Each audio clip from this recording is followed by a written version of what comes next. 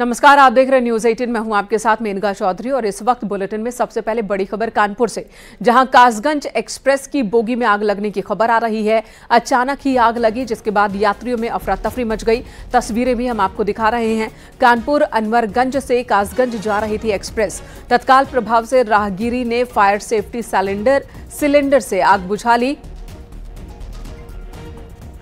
Express की bogie से सभी यात्रियों को सुरक्षित निकाल लिया गया है। मौके पर एम्बुलेंस समेत थाना प्रभारी भी मौजूद हैं। बिल्हौर थाना क्षेत्र के सुभानपुर गांव के सामने की यह घटना है। एक्सक्लूसिव तस्वीरें न्यूज 18 पर आपको दिखा रहे हैं। बताया जा रहा है कि आग लगी थी, लेकिन इस आग पर राहगीरों ने ही काबू पा लिया। फायर सेफ्टी सिलेंडर का इस्तेमाल कर आग पर काबू पा लिया गया। अफरा तफरी जरूर यात्रियों के बीच मच गई थी और तुरंत ही सभी यात्रियों को बाहर भी निकाल लिया गया।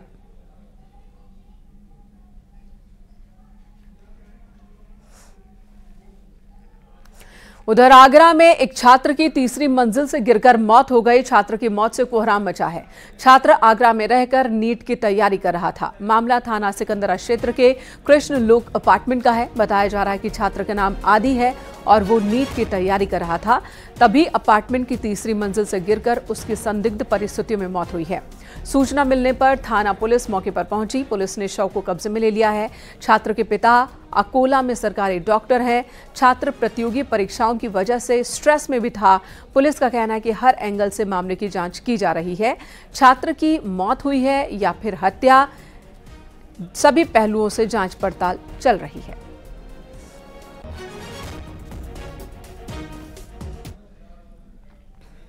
आगरा के सिकंदरा क्षेत्र में कृष्ण लोक अपार्टमेंट के अंदर तीसरी मंजिल से गिरकर एक छात्र की संदिग्ध मौत हो गई।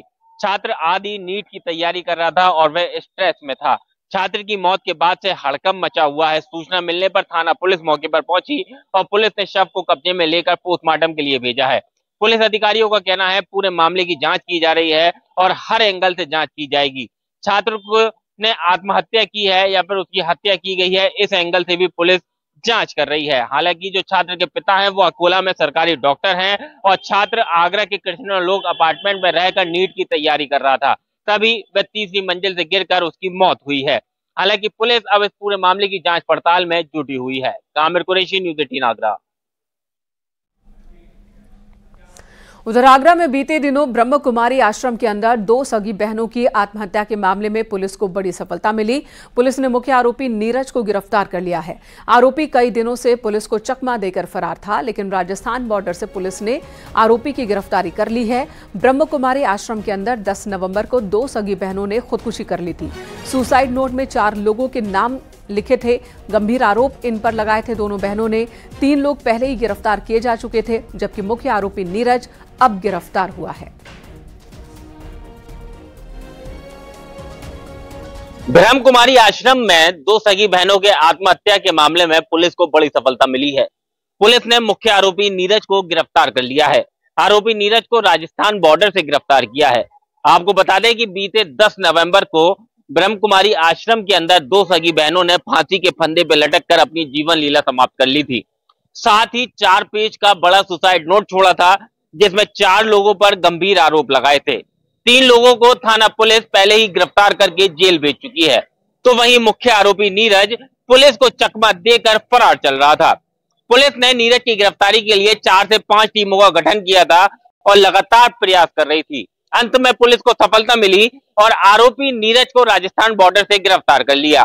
पुलिस पूछताछ में आरोपी नीरज ने कई अहम बातें कबूल भी की हैं। उसने पैसे का लेन देन और आश्रम से पैसों को लेने की बात बताई है। इसी के साथ ही पुलिस अब नीरज के खिलाफ कानूनी कार्रवाई करते हुए जेल भेज रही है।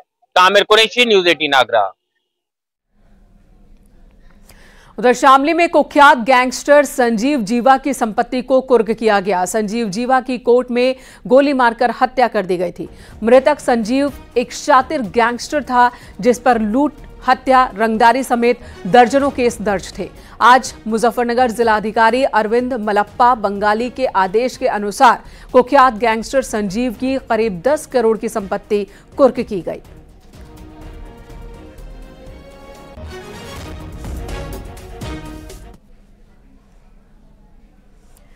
हमीरपुर से बड़ी खबर। गैंगस्टर एक्ट के तहत अब तक की सबसे बड़ी कार्रवाई हुई है। केशव बाबू शिवहरे, विष्णु शिवहरे और दीपक शिवहरे की संपत्ति कुर्क हुई है।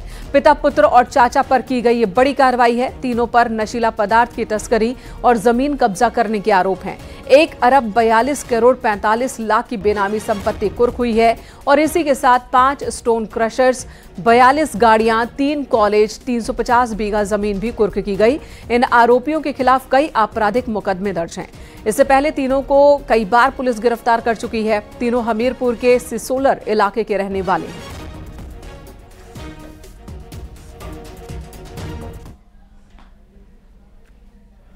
उधर कौशाम्बी में प्रॉपर्टी विवाद में रिश्तों का कत्ल हो गया। सौतेले बेटे ने अपनी मां की कुल्हाड़ी से हत्या कर दी और मौके से भाग निकला। मृतका के हत्या के बाद अब उसके परिवार में कोई सदस्य नहीं बचा और ऐसे में पुलिस ने इस मामले में गांव के चौकीदार की तहरीर पर हत्या का केस दर्ज किया है। आरोपी बेटे को गिरफ्तार कर लिया गया है। आरोपी के पिता की मौत पहले ही हो चुकी है। सौतेली मां खेत बेचकर किसी दूसरे शख्स को पैसे भेज रही थी, जिससे गुस्साए सौतेले बेटे ने मां की हत्या कर दी। थाना संदीपन घाट क्षेत्र में माँ बेटे साथ में रहते थे। इसमें माँ बुजुर्ग थी। पारिवारिक कलह को लेकर बेटे ने कुल्हाड़ी के डंडे से माँ को मार दिया था, तो उसको अस्पताल ले जाया जा रहा था, जिसमें अधिक ब्लीडिंग होने के कारण उसकी डेथ हो गई है। मुकदमा पंजीकृत किया जा रहा है। उनके घर पे अभी अब कोई बचा नहीं है, इसलिए ग्राम चौकीदार से तहरीर लेके मुकदमा पंजीकृत कर। नवंबर को हुए एक युवक की हत्या के मामले में पुलिस ने खुलासा किया। उसी के गांव के रहने वाले एक आरोपी को गिरफ्तार किया। आरोपी की निशानदेही पर हत्या में इस्तेमाल कुल्हाड़ी बरामद कर ली गई है। बताया जा रहा है कि मामूली कहासुनी के बाद विवाद हुआ था, जिसमें युवक की कुल्हाड़ी से वार कर हत्या कर दी गई। कोइरौना थाना क्षेत्र के इनार गांव का ये मामला है। जांच पड़ताल के बाद पुलिस ने गांव के रहने वाले भुल्लर नाम के आरोपी को गिरफ्तार किया। जब उससे पूछताछ की तो उसने बताया कि मृतक के बड़े भाई से उसी दिन उसकी मारपीट हुई थी। युवक घायल अवस्था में पड़ा मिला था। उस पर तत्काल पुलिस की टीम मौके पे पहुंच करके उसकी चूंकि सांसें चल रही थी, उसको प्राथमिक उपचार के लिए CHC भेजा गया था। वहां से उसको ट्रॉमा सेंटर BHU भी रेफर किया गया था, जहां पर उसकी मृत्यु हो गई थी। तब तत्काल जो है इसमें 302 अज्ञात में मुकदमा पंजीकृत किया गया था और पुलिस ने फिर हर एंगल से इसमें जांच की और थाना कोइरौना की टीम ने इसमें सफल 24 घंटे के अंदर ही इसमें अभियुक्त को पकड़ लिया था। सहारनपुर के देवबंद से 23 नवंबर 2022 को शुरू हुई स्वामी दीपांकर की 365 दिवसीय भिक्षा यात्रा का पहला चरण पूरा हो चुका है। इस यात्रा के दौरान स्वामी दीपांकर जहां जहां भी गए, लोगों के बीच पहुंचकर उन्होंने भिक्षा के तौर पर लोगों से जातीय बंधन से मुक्त होने का संकल्प लेने को मांगा और इसी के साथ सभी को एक सनातनी होने का प्रण भी दिलाया। स्वामी दीपांकर इस यात्रा को लेकर उनसे बातचीत की हमारे सहयोगी सुशील पांडे ने। जिन्होंने ये फिलहाल संकल्प लिया कि वो राष्ट्र को सुदृढ़ और जातीय बंधन में जो लोगों को बांटने के लिए भ्रामक लोग अभी काम कर रहे हैं, उनके इस किले को तोड़ना है। स्वामी दीपांकर खुद आज हमारे साथ हैं। 1 साल पूरा हो गया है इनकी जो संकल्प यात्रा है। स्वामी जी, बहुत बहुत स्वागत है। धन्यवाद दादा। 1 साल आपका ये जो संकल्प यात्रा है वो पूरा हो गया है। कैसा अनुभव रहा? कई लोगों का प्यार आपको मिला और आज लगभग आप उस फिर मुकाम पर हैं कि इस यात्रा को लेकर और आगे बढ़े। मैं समझ सकता हूं दादा कि एक लौता सन्यासी हूं जिसे इतना प्यार, स्नेह और ऊर्जा मिला। आज इस यात्रा के साथ तकरीबन 50 लाख लोग जुड़ गए। आज भिक्षा यात्रा का परिवार 50 लाख के पार। मैं समझ सकता हूं कि इससे ज्यादा महत्वपूर्ण किसी सन्यासी के लिए कुछ नहीं हो सकता। मैंने कहा कि मुझे आपसे कोई द्रव्य या कोई भौतिक सुख की इच्छा नहीं है। अगर आप भिक्षा में मुझे दे सकते हैं तो एक हिंदू होने की भिक्षा दीजिए, जातियों में विभाजित न होने की भिक्षा दीजिए। और जब सुनता हूं कि जातियों में विभाजित न होने की भिक्षा लोग इतने उत्साह से दे रहे हैं, तो मुझे लगता है कि जब हैं 80 करोड़ तो भिक्षा 50 लाख क्यों, करोड़ों में होनी चाहिए। तो ये यात्रा की अवधि आज 1 साल हुई है, पहला चरण पूरा हुआ है। ये यात्रा निरंतर जारी रहेगी जब तक समूचे हिंदू समाज को एक सूत्र में पिरो न लो। आपको लेकर बड़ा विरोधाभास भी है कई लोगों में। वो लगातार ये कह रहे हैं कि ये कैसी यात्रा है। लोगों का ये कहना है कि तोड़ने की जो नीति अभी फिलहाल चल रही है कि जिस तरह धर्म परिवर्तन देखने को मिल रहा है, एक बड़े लेवल पर यह काम चल रहा है। ऐसे में आपकी यात्रा में भी बड़े संकट आए, कई लोगों ने उसकी कहीं ना कहीं अगर बात करें तो अवहेलना भी की, कई लोगों ने विरोध भी किया। दादा, मैं समझता हूँ स्वामी विवेकानंद कहते हैं कि शुरू में आपका उपहास होगा, बाद में आपके साथ अभद्रता होगी और तीसरे नंबर पर विजयी हो जाएंगे। तो अभी मुझे लगता है दूसरा नंबर पूरा हुआ, तीसरा नंबर शुरू होने वाला है। और रही बात, यही मेरे साथ नहीं हुआ। डॉक्टर BR अम्बेडकर चाहते थे जातिवाद ना हो, राम मनोहर लोहिया चाहते थे जातिवाद ना हो।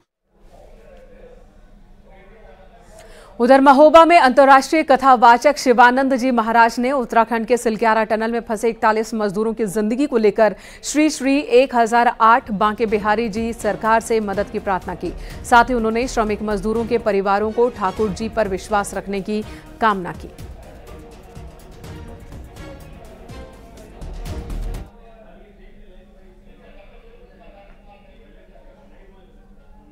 उत्तराखंड की सरकार को बहुत बहुत धन्यवाद देना चाहूँगा कि जो भी संसाधन होते हैं उन सबको जुटा करके, और वो जो उस टनल में फंसे हुए हैं 40 लोग संभवतः फंसे हुए हैं, उन सबको निकालने का कार्य निरंतर जारी है और लग रहा है कि आज या कल में वो सफल हो जाएंगे। इसके लिए हम जो भी सनातनी हैं निरंतर अनुष्ठान पर बैठे हैं, पूजन कर रहे हैं, पाठ कर रहे हैं यज्ञ के माध्यम से कि हमारे जो भी भाई बंधु फंसे हुए हैं वहाँ पर और वो सुरक्षित निकल करके आ जाएं। बांके बिहारी जी से प्रार्थना करता हूँ कि वो सकुशल बाहर आ जाएं और आएंगे भी, ऐसी मुझे पूर्ण विश्वास है। प्रभु कोई अहित नहीं करेंगे, सरकार पूर्ण तरीके से लगी है और ग्रह नक्षत्रों का योग सही बन रहा है और हम सबके पूजन का फल है, इसलिए सब सकुशल निकल आएंगे। यहां रुकेंगे एक छोटे से ब्रेक के लिए, खबरों का सिलसिला जारी है। इस वक्त मथुरा, जहां पर ब्रज उत्सव मनाया जा रहा है। और अगली खबर नोएडा से। नोएडा में अवैध फार्म हाउस पर अवैध बार पर कार्रवाई हुई है। खुलासा हुआ है यहां पर कि अवैध फार्म हाउस पर अवैध बार चलाया जा रहा था। अय्याशी का अड्डा बन गया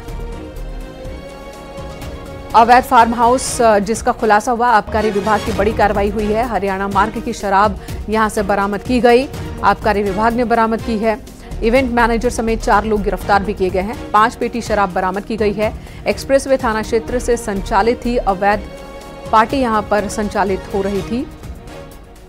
एक्सप्रेसवे थाना क्षेत्र में ये इलाके आता है जहां पर ये फार्म हाउस था। अवैध रूप से फार्म हाउस बनाया गया था, जहां पर बकायदा हरियाणा से शराब लाकर पार्टी के दौरान परोसी जा रही थी।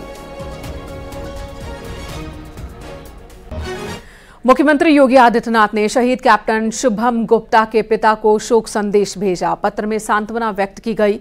कल जम्मू कश्मीर के राजौरी इलाके में सुरक्षा बलों और आतंकियों के बीच एनकाउंटर के दौरान आगरा के शहीद कैप्टन शुभम गुप्ता के घर वालों को सांत्वना देने का तांता लगा हुआ है। शहीद कैप्टन शुभम गुप्ता जिला शासकीय अधिवक्ता बसंत गुप्ता के बेटे थे। कैप्टन शुभम गुप्ता 2018 में बतौर लेफ्टिनेंट पास हुए थे और कमीशन मिला उन्हें। शहीद कैप्टन शुभम गुप्ता के पिता बसंत गुप्ता ने कहा कि उन्हें अपने बेटे पर गर्व है।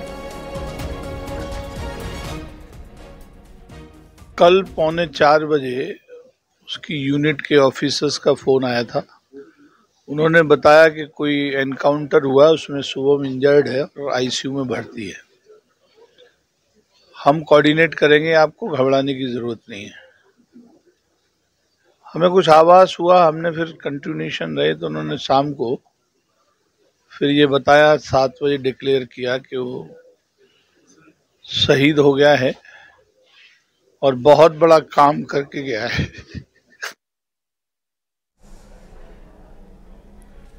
कानपुर देहात में एक बड़ा सड़क हादसा हुआ। पेड़ से टकरा गई कार, जिसमें 4 लोगों की मौत हो गई है। हादसे में 5 लोग जख्मी हुए हैं। खबर है कि ड्राइवर को नींद आने की वजह से यह हादसा हुआ। सीएम योगी आदित्यनाथ ने हादसे पर दुख जताया, साथ ही अधिकारियों को मौके पर तुरंत पहुंचने के निर्देश दिए।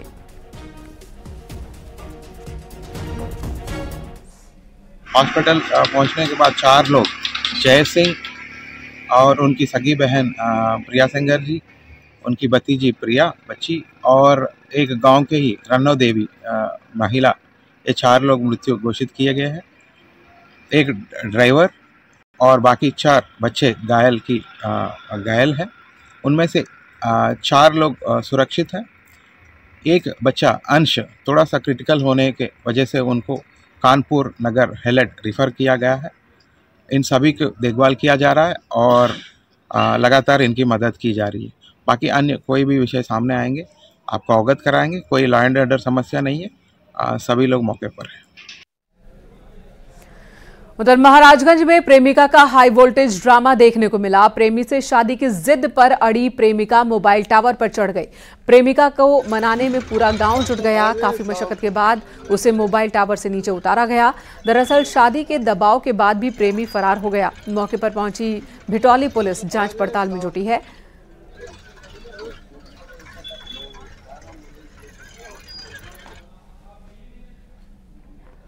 यहां रुकेंगे एक ब्रेक के लिए, खबरों का सिलसिला जारी है।